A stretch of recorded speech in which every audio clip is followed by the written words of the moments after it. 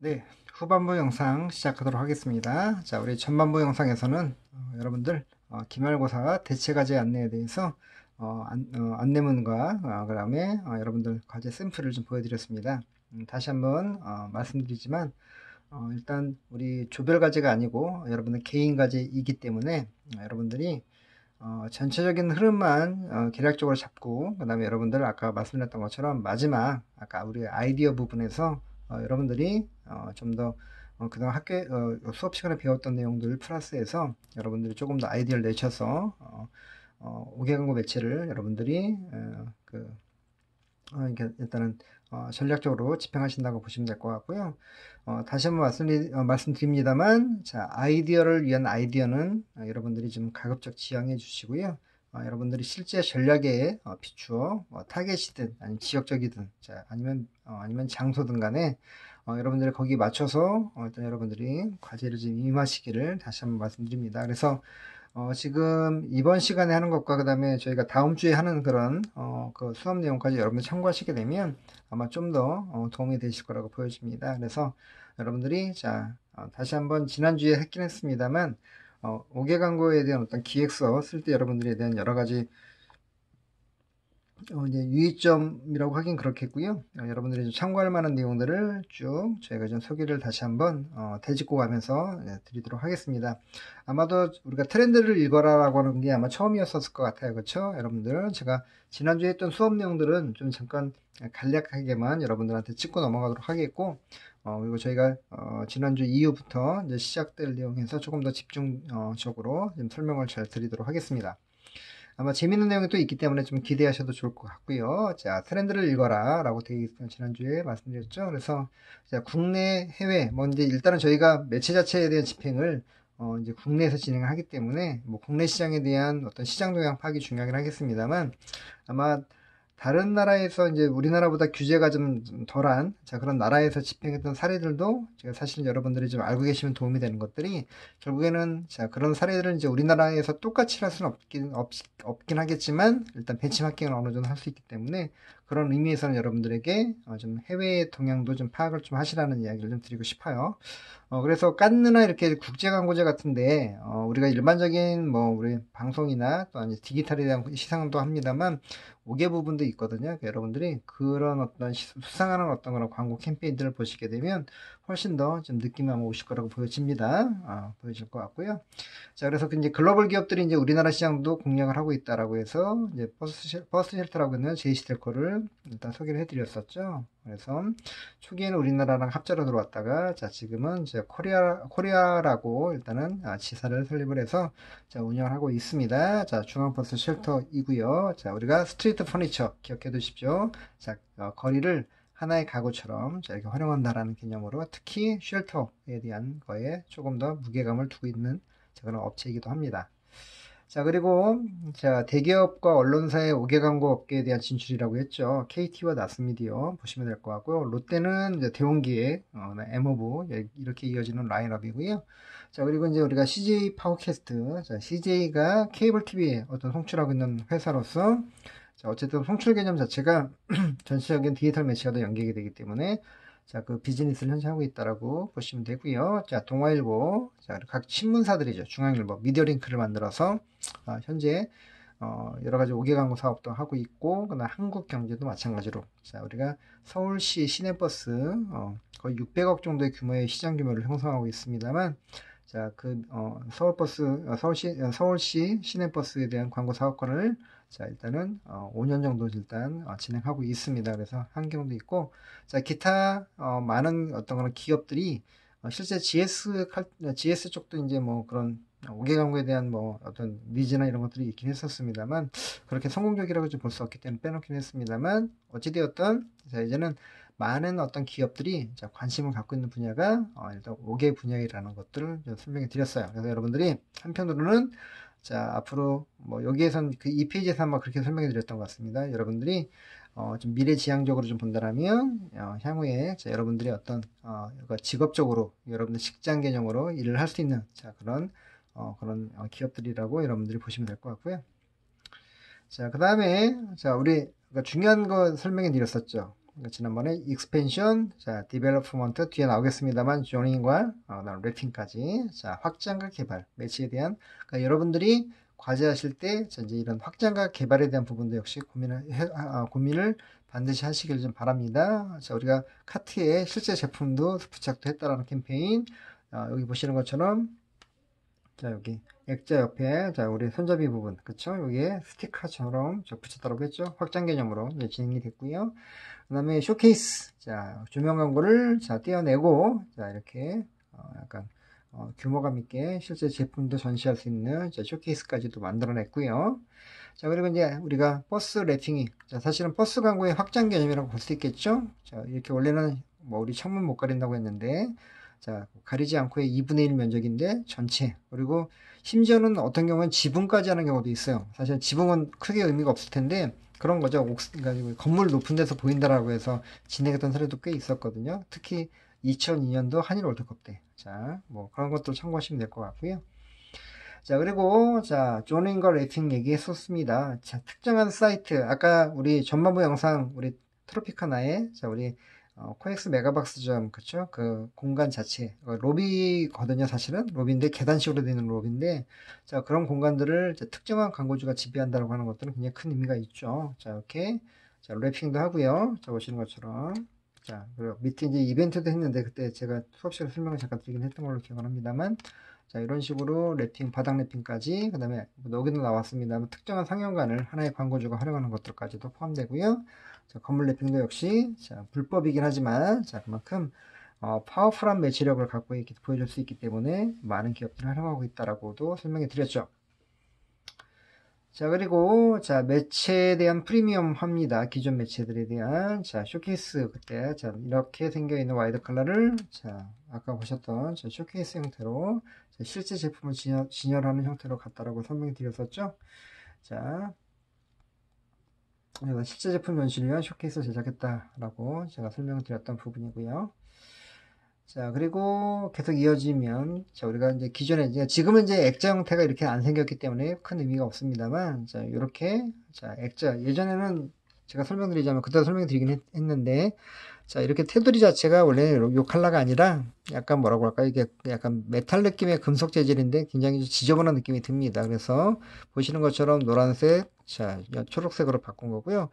이게 이때는 광고물을 자, 이런 식으로 밀어서 끼게 돼 있었어요. 이렇게. 자, 이렇게 끼게 돼 있었는데 지금은 자, 이렇게 들게 돼 있습니다. 자, 위아래로. 자, 그렇기 때문에 이렇게 테두리가 따로 없어요. 액자처럼. 자, 근데 액자형이라고 함에도 불구하고 자, 이런 어떤 물리적인 환경들도 여러분들이 이제 아실 필요, 먼저 알아두게 되면 자, 이렇게 어떤 광고 캠페인 전략에 활용할 수 있다라는 거죠. 그러니까 디테일할수록, 자세할수록 여러분들의 전략도 디테일해진다는 걸 기억하시면 될 것 같습니다.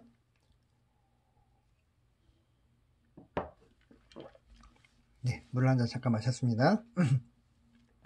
자, 지하철 액자형 광고의 칼라화라고 되어 있고요. 자, 이 부분 설명해 드렸죠, 방금. 자, 그리고 우리가 자, 상호작용적인, 자, 이건 약간 기계적인 상호작용이라는 개념보다는 어떤 디지털 개념이 아니라 보시는 것처럼 실제 자, 엑스박스가 우리 플레이스테이션의 후발주자로 이제 국내에 상륙했다고 했죠. 콘솔 게임으로. 자, 와서. 자, 그러다 보니까 좀 더 타겟팅. 여긴 삼성역이거든요, 2호선. 여러분들 지금은 이제 그렇게 좀 약간 명맥이 좀 끊어지긴 했습니다만, 과거에 코엑스에, 실제 우리 스타리그, 우리 예전에 스타크래프트라고 아마 게임 아실 거예요. 그죠? 블리자드에서 만든 게임이죠. 저도 한때 열광했던 적이 있었습니다. 자, 전 연령대를 망하고, 물론 젊은 층 위주이긴 했습니다만, 저도 제 기억에 직원들하고 항상 끝나고 나면 PC방 갔던 게 지금도 일상화가 됐던 시절이 있었습니다. 다 뭐 하냐면, 우리 뭐 편먹고 사실은 이제 스타크래프트 하는 거죠. 뭐 밤 내기도 하기도 하고 이런 식으로. 자, 그런 것처럼 굉장히 센세이션을 일으켰던, 자, 그런 어떤, 게임이었는데, 실제 프로게이머들은 굉장히 많이 했고요. 임요한이나 홍진호 선수, 아마 여러분들 들어보신 분이 아마 있을 겁니다. 우리 박정석인가요? 우리 프로토스에는 또 박정석 선수였는데, 테란의 임요한, 뭐 저그의 뭐 홍진호 선수. 자, 새록새록 기억이 나네요.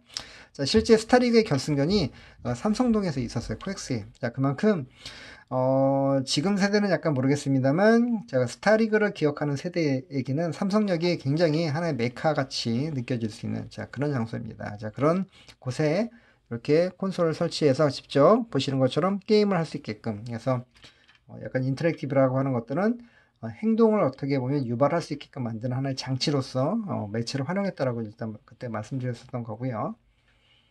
자, 브랜드를 직접 체험해 볼 수 있는 자 그런 매체를 제작했다라고 보시면 될 것 같고요.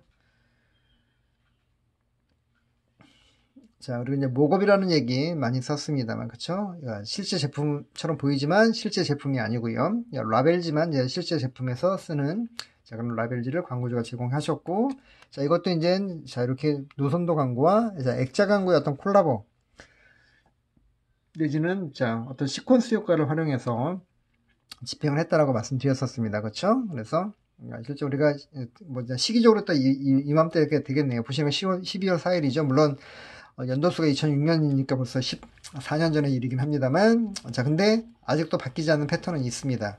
뭐냐면, 연말에는 회식이 많다. 물론 올해는, 자, 회식 같은 거 일단 자제하라는 어떤, 방역당국의, 뭐, 이런 어떤 그런 간곡한, 이런 당부도 있었습니다만, 어찌되었던, 뭐, 해가 바뀌어도, 뭐, 진짜 시대가 바뀌어도, 자, 연말 회식과 연초 회식은 늘 있겠고요. 또 하나, 페브리즈는, 자, 그때도 있었지만 지금도, 자, 파워풀한 하나의, 자, 우리 뭐 아시는 것처럼, 자, 우리, 뭐라고 할까, 섬유 탈취제로서 지금도 자리매김을 하고 있습니다. 그렇죠? 바뀐 게 별로 없죠. 자, 그 대신 매체의 형태만 좀 바뀌었죠. 왜냐면 노선도는 지금 있지 않습니다. 대부분 없고요. 있더라도 디지털 형태로 바뀌어 있거나, 그렇죠? 그래서 저는 약간 개인적으로는, 제가 뭐, 물론 그 시대에 2006년도에 한참 제가 피어니로서 리즈 씨를 제가 그때 보내긴 했지만, 자, 실질적으로,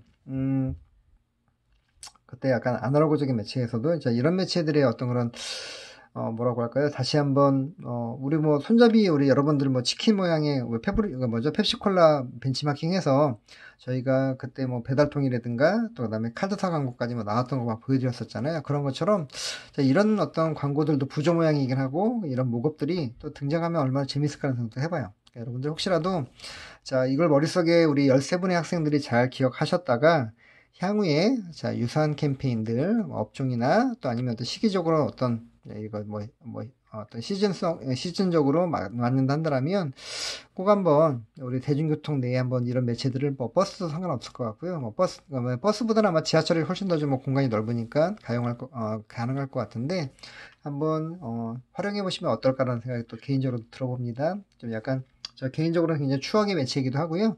실제 저희 팀에서 진행했던 거기 때문에 굉장히 또 의미가 남달랐던 자 그런 캠페인이었었습니다만 어찌되었던 목업 기억해 두십시오. 자 실제 제품과 자 유사하게 뭐 아니면 거의 똑같게 만드는 거죠. 단지 소재 자체만 실제 제품이 아니라 자 다른 재질로 만들 수 있다라는 것들을 기억해 두시고요.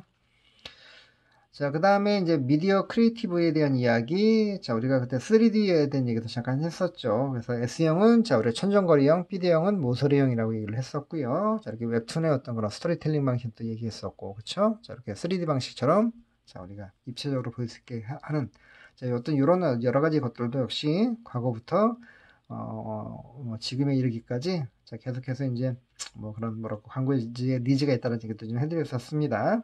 했었고요. 자, 주목률을 결국 높이고자 하는 그런 방법이겠죠. 자, 그리고 자, 새로운 매체에 대한 개발입니다. 우리가 배너 광고에 대한 이야기도 설명해 드렸었는데 최근에는 거의 뭐 많이 없어진 것 같습니다만 과거에는 굉장히 주요 역사마다 자, 천정 배너 광고가 영화 광고주를 중심으로 많이 등장했었다라는 것들 좀 설명해 드렸었고요. 자, 천정 배너 광고의 본격적인 시작이 2006년도.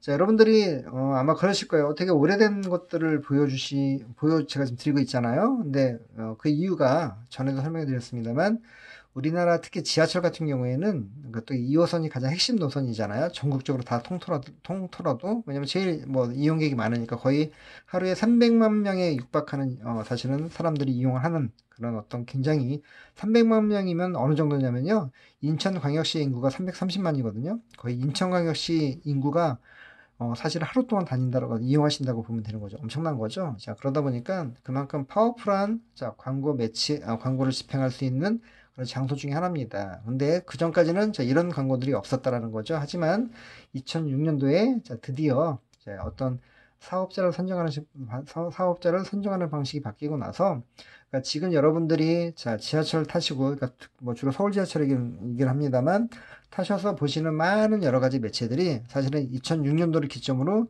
많이 더 활성화됐다고 보시면 되는 거죠. 자, 그렇기 때문에 자, 여러분들에게 그 시기에 있는 내용들을 보여드림으로 인해서 자, 좀 더 말씀드렸던 것처럼 뭐 아까도 잠깐 제가 펩시와 배달통도 얘기했었습니다만 자, 그렇게 좀 끌어올릴 수 있는, 왜냐면 과거에 사실 초기에 굉장히 많은 아이디어들이 막 터져 나왔었거든요. 근데 뭐 지금은 이제 기술적으로 이제 좋아진 시대다 보니까 대부분 디지털 개념의 매체들이 많이 바뀌어 있긴 합니다만 자, 보시는 것처럼 아날로그 매체임에도 불구하고 굉장히 임팩트 있는 어떤 광고 집행을 자, 할 수도 있다는 것들을 좀 여러분들이 주시하시면 좋을 것 같습니다. 자, 그래서 여러분들에게 자, 과거 버전이긴 하지만 자꾸 여러분들에게 보여드리는 이유가 거기에 있고요. 자, 계속해서 이제 새로운 판매 방식인데, 자, 요거는 뭐 여러분들이 향후에 현업에 가시면 아마 맞닥뜨리실 수 있을 거라서 제가 지난주에 잠깐 뭐 빠르게 지나가긴 했습니다만, 여러분 다른 거보다 이제 우리 원래 이건 천정거리죠. S형이라고 하는데, 자, 우리 액자는 A형이라고 하고, B형은, 우리 모서리형은 B대형이라고 얘기를 하죠. 자, 각자 따로따로 팔았더라면 지금은, 자, 그렇지 않고, 자, 브랜드 트레인, 편성열차 얘기했었죠. 자, 한 광고주가, 자, 이 동일한 장소에 있는, 우리가 뭐, 지하철에서는 그러니까 리앙이라는 표현을 쓰긴 합니다만, 기차로 따지면 객차 같은 거죠. 하나의 객차, 또 아니면 하나의 편성. 자, 여러분들이 뭐, 무궁화호 같은 경우는 8량인가 7량인가 그렇게 돼 있죠. 자, 우리가 지하철 2호선 같은 경우에 10량으로 되어 있습니다만, 자, 이 안에 들어가 있는 모든 매체를 하나의 광고주가 활용하는 거죠. 이런 것들도 과거에는 없었습니다. 근데 얘기했던 것처럼, 자, 이렇게 새로운 판매 방식들을 2006년도부터 역시 또 도입을 해서, 자, 적용을 시켰다는 거죠. 굉장히 광고주들에게 큰 반향을 일으켰고요. 지금도 활용하고 있습니다. 그 전략을. 자, 그렇기 때문에, 자, 14년 전이긴 하지만, 자, 전략이 뭔가, 물론 바뀐 것도 있긴 하겠습니다만, 자, 계속해서 디벨롭을 해서, 자, 유지하고 있다는 것들도 역시 기억해 두시면 좋을 것 같습니다. 자, 새로운 세일즈 기법, 미디어 믹스라고 할 수도 있겠고요.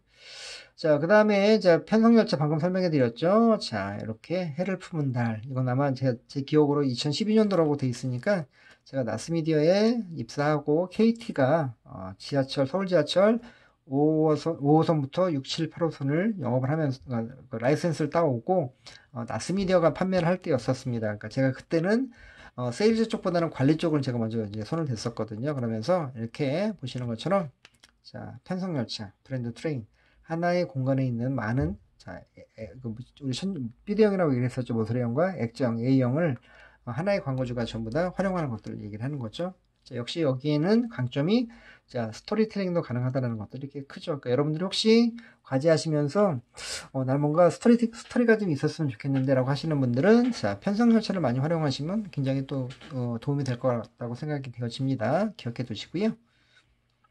자, 새로운 시도입니다. 2010년에 나스미디어. 그러니까 약간 뭐 이런 표현이 그렇습니다만, 제가 공교롭게도 2006년도에, 제가 지금 아까, 이제 그 여러 가지 캠페인을 진행했던 회사에 제가 경력사원으로 취업을 했었고요. 그리고 불과 한 4년 뒤에 2010년도에는, 자, 또 5, 6, 7, 8호선이, 자, 또 새로운 사업 방식을 하면서, 일단 나스미디어가 특히 온라인 행사가 실질적으로 이제 5개강으로 파는 어떤 첫 번째 현장에 또 제가 또 경력으로 있어야했다는 것들이 굉장히 또 저 개인적으로는 되게 지금 돌이켜보면 되게 뿌듯하기도 하고요. 물론 힘든 시기였죠. 왜냐면 안 했던 걸 했기 때문에 굉장히 많은 어려움들과 우여곡절이 있긴 했습니다만, 지금의 어떤 그런 지하철 광고의 활성화를 도모시키는데 나름대로 일익을 하지 않았나라는 생각을 해봅니다. 자, 그렇게 의미가 있기 때문에, 자, 그런 어떤 의미를 여러분들과 함께 지금 공유하고 있다라고 보시면 될 것 같고요. 어찌되었던, 자, 편성열차에 대한 이야기 계속 이어져 갔고요. 자, 그리고, 이제 디지털 사이니지. 자, 최근에, 자, 5개 광고의 트렌드는, 자, 바로 디지털 사이니지입니다. 그쵸? 자, 디지털 사이니지고요. 그 얘기는 이미 이제 여러분들이 뭐 TV나, 그죠? 뭐 지상파, 케이블 할 거 없이 이미 그러니까 이제 우리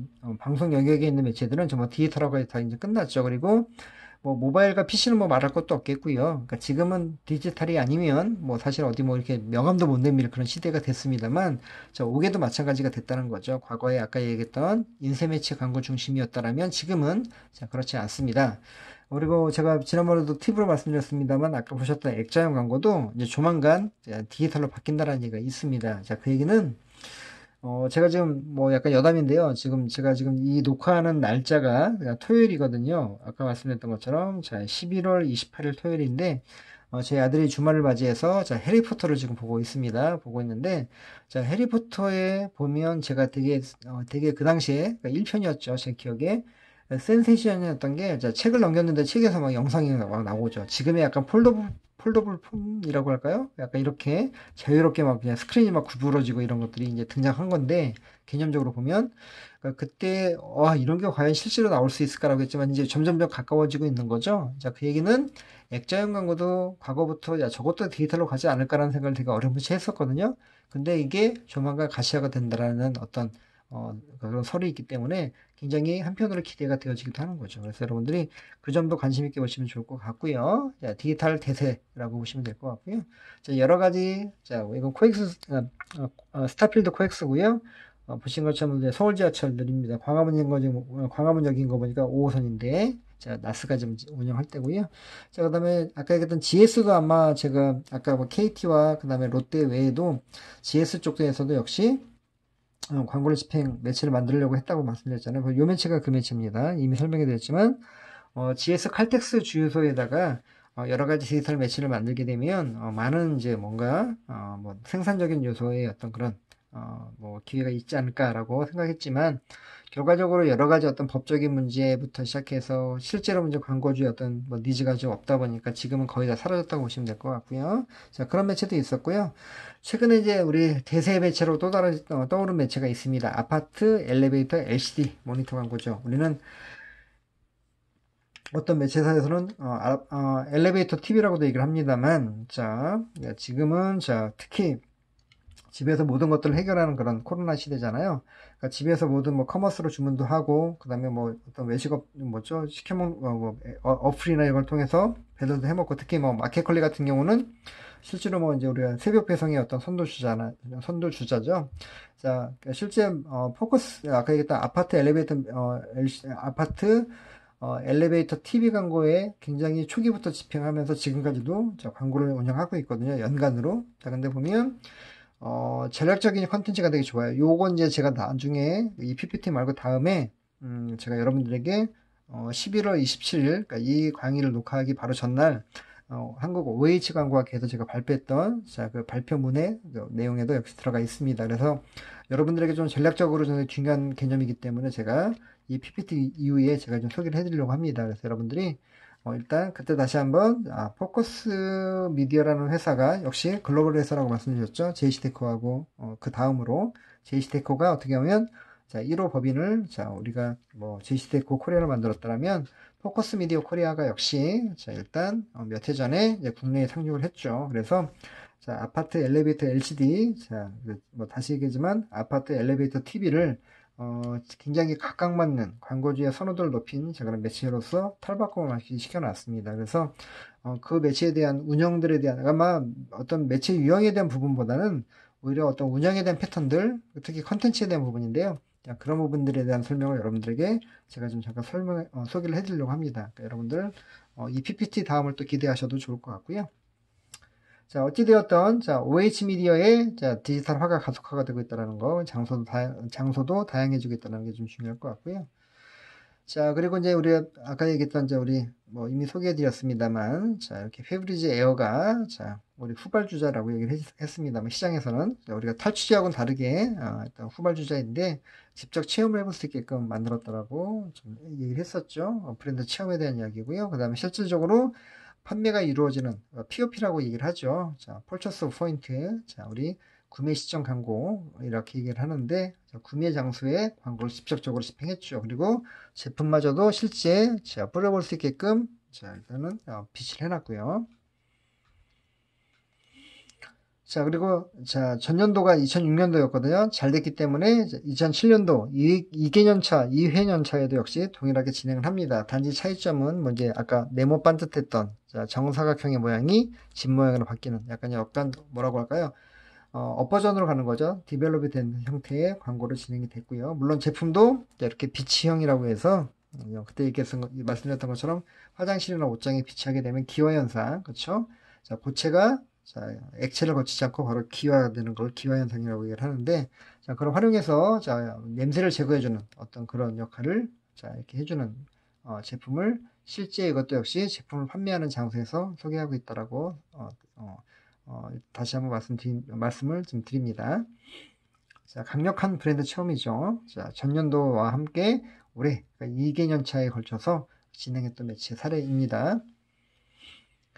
자, 그리고 이제 버스 외부, 약간 우리가 아까 잠깐 브랜드 그러니까 편성열차 얘기했었습니다만, 브랜드 버스도 얘기를 한번 했었습니다. 그렇죠? 아마 그 베브리즈 탈취제가, 그렇죠? 우리가 제 기억으로 9년도에 우리가 신종플루가 우리나라에 전 세계적으로 강탈하고 나서 지금의 약간 코로나19 바이러스랑 유사했던 건데, 물론 코로나가 더 강력하긴 합니다만, 우리 2010년도에 대중교통을 많이들 기피하시다 보니까 뭔가 페브리지 어떤 제품에 대한 특성을 활용해서 매체 집행을 하게 된 거죠.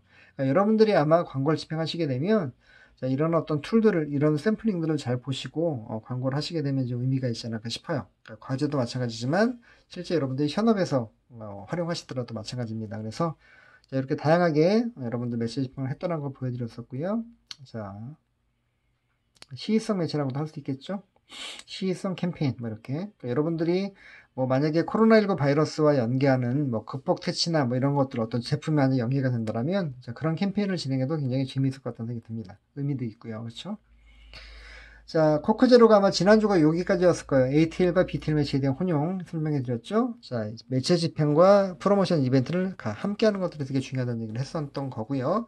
자, 그리고 이제 오늘 이어질 이야기가 뭐냐면, 자, 우리가 코크제로가 등장하고, 마케팅적으로, 자, 사이다, 그러니까 칠성 음료에서도, 아시는 칠성 사이다가 되겠습니다만, 양대 산맥이죠. 콜라군과 사이다군, 이렇게 돼 있을 텐데, 사이다도, 자, 칼로리가 이제 제로인, 자, 코크, 그러니까 제로처럼 칼로리 제로의 제품이 등장을 합니다. 그래서 보시는 것처럼, 자, 이제 미디어믹스에 대한 이야기는 이렇게 보여드렸고요.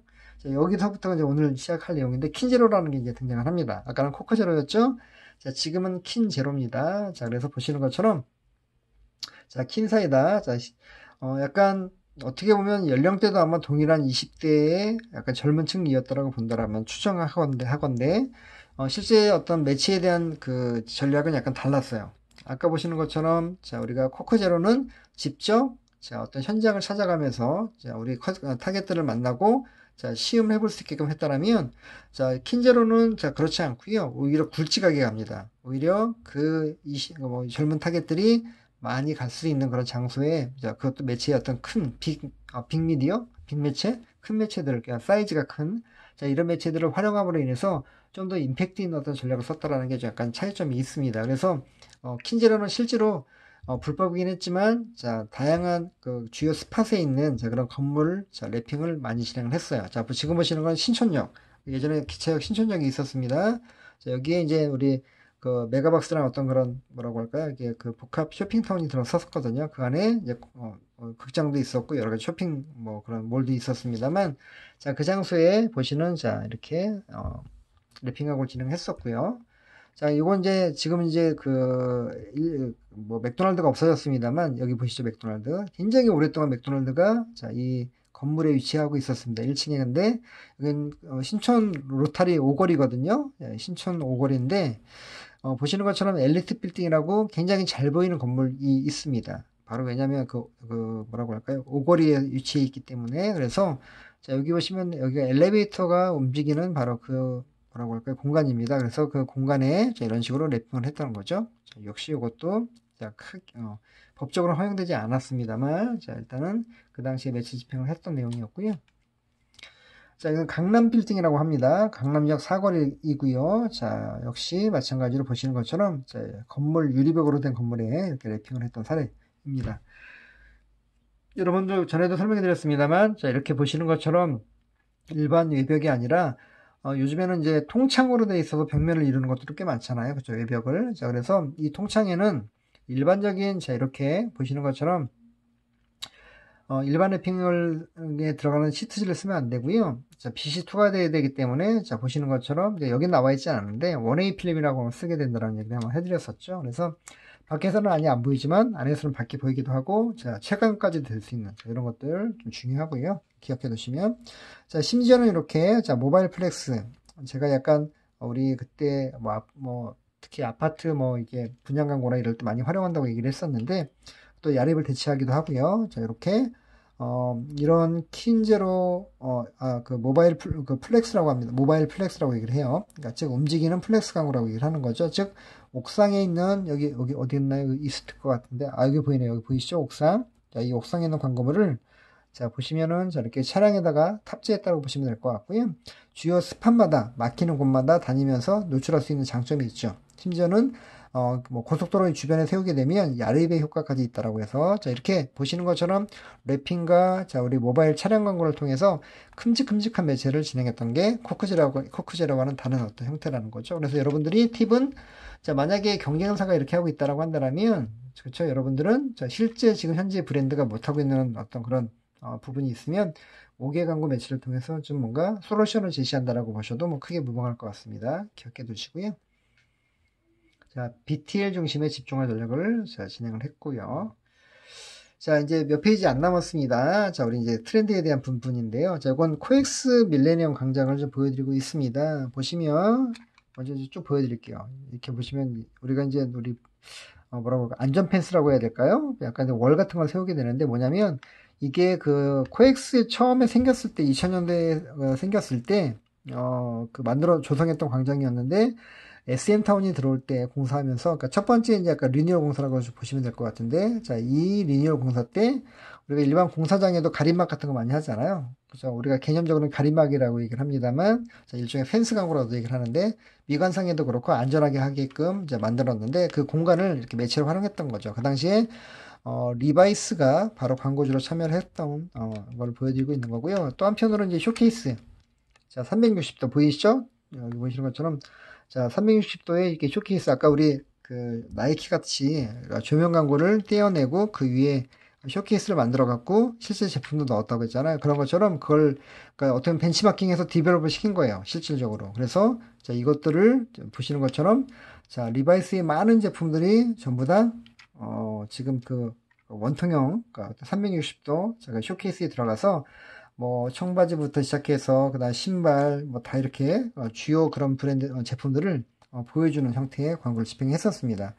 굉장히 센세이션이었고요. 그 당시에 굉장히 많은 큰 반향을 일으켰던 그런 매체였기도 했습니다. 그래서 이 형태들을 사실은 그 뒤에 많은 광고주들이 따라가기 시작했었어요. 그 당시에 이제 바나나 우유도 있었고요.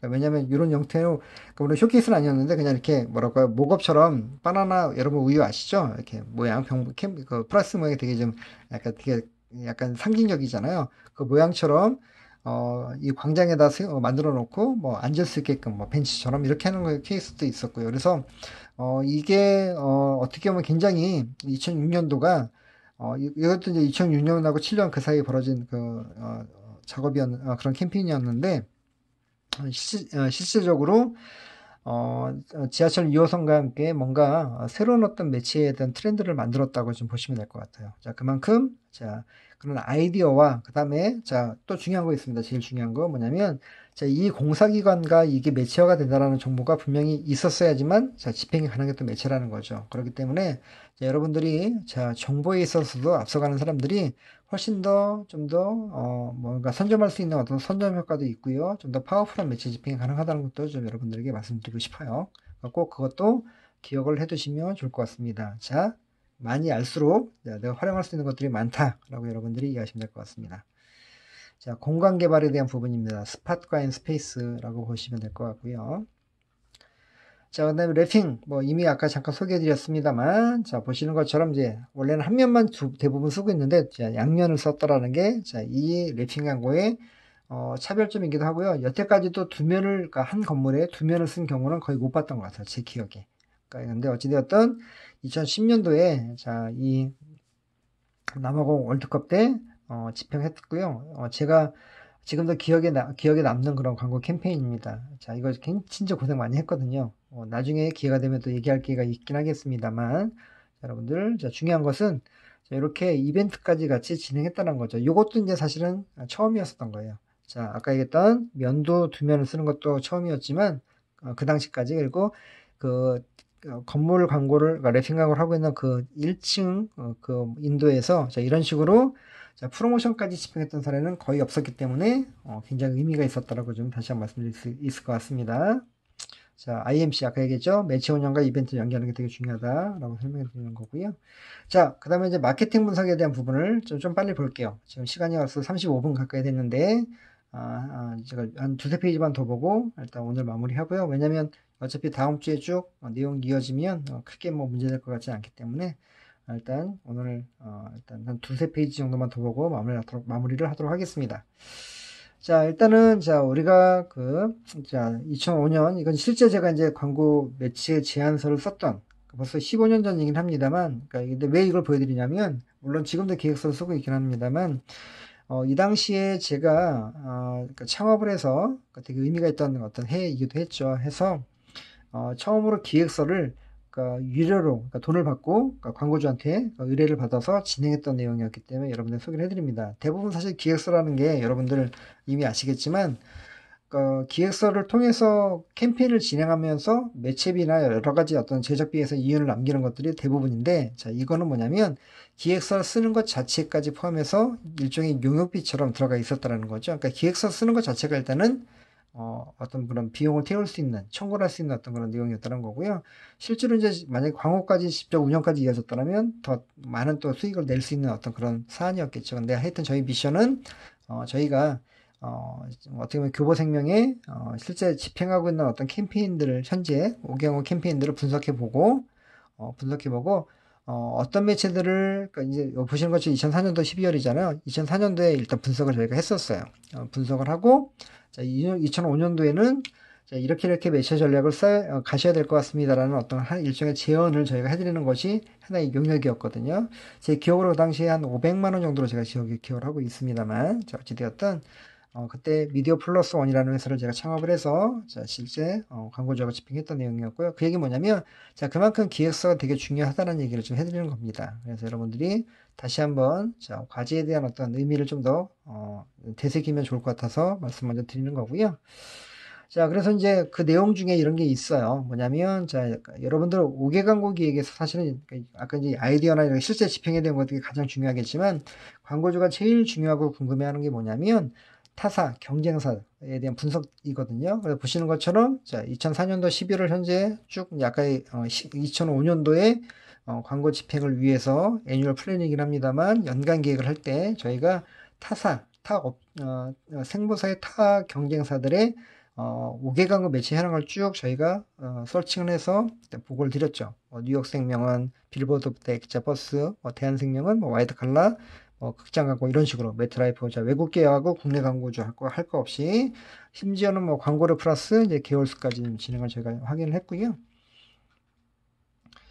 자, 그래서, 자, 보시는 것처럼 또 생명 쭉 이어집니다만, 삼성생명, 뭐, PCA, ING까지, 뭐, 그 당시에 이제 약간, 지금 이제 인수합병을 통해서 이름이 바뀐 것들도 꽤 많습니다만, 자, 어찌되었던, 자, 그 당시 현재, 그러니까 여러분들 같으면, 여러분들 현재, 그러니까 여러분들, 과제 때 하시라는 건 절대 아닙니다. 과제 때는 여러분들 알아볼 수가 없기 때문에, 현업에서 여러분들 만약에 일을 하시게 되면, 꼭 아마 여러분들이, 광고주가 먼저 의뢰를 하던, 여러분들이 선행적으로 여러분들이 제안하시게 되면 굉장히 의미가 있을 거라고 해서 좀 보여드리는 거고요. 이제 중요한 게 뭐냐면 여러분들이 그냥 자, 쭉 나열만 해서 끝나는 게 아니라 자, 여기까지 하도록 하겠습니다. 자, 보시는 것처럼 이제 분석을 하셔야 돼요. 자, 저는 이제 빈도수 분석을 했거든요. 아까 여러 가지 매체를 쭉 했다고 했잖아요. 옥상부터 지하철 버스에 볼 것 없이 야리 극장 쭉 해서 고속도로 정보 안내까지 해서 자, 가장 많이 집행했던 게 6회죠. 그러니까 실제로 지하철 광고를 제일 많이 했다는 거고 버스가 4회. 그러니까 그 얘기는 교통 광고 중심으로 자, 생부서들은 많이 한다라는 일종의 어떤 그런 어떤 뭐라고 할까요? 인사이트 아니면 실제 어떤 팩트상에서의 어떤 객관적인 자료를 통해서 우리가 알 수 있다라는 거죠. 그 얘기는 뭐냐면 교보생명에게도 자, 우리가 교통광고 중심의 매체를 집행할 수 있다라고 전제할 수 있다라는 거죠. 그래서 저희가 뭐 이거 말고 좀 추가적인 설명을 제가 드리긴 하려고 하는데 자, 그 부분은 저희가 다음 주에 그러니까 우리 다시 한번 그 교보생명의 5개 광고 기획서를 먼저 시작으로 해서 여러분들에게 좀 다시 한번 공유해 드리도록 하겠습니다. 자, 여러분들, 자, 두 번째 영상도 수고 많으셨고요. 자, 역시 과제 또 잘 준비하셔서 여러분들이 마지막 유종의 미를 잘 거두시기를 다시 한번 당부드립니다. 건강하게 잘 지내시고 다음 주에 뵙겠습니다. 수고하셨습니다.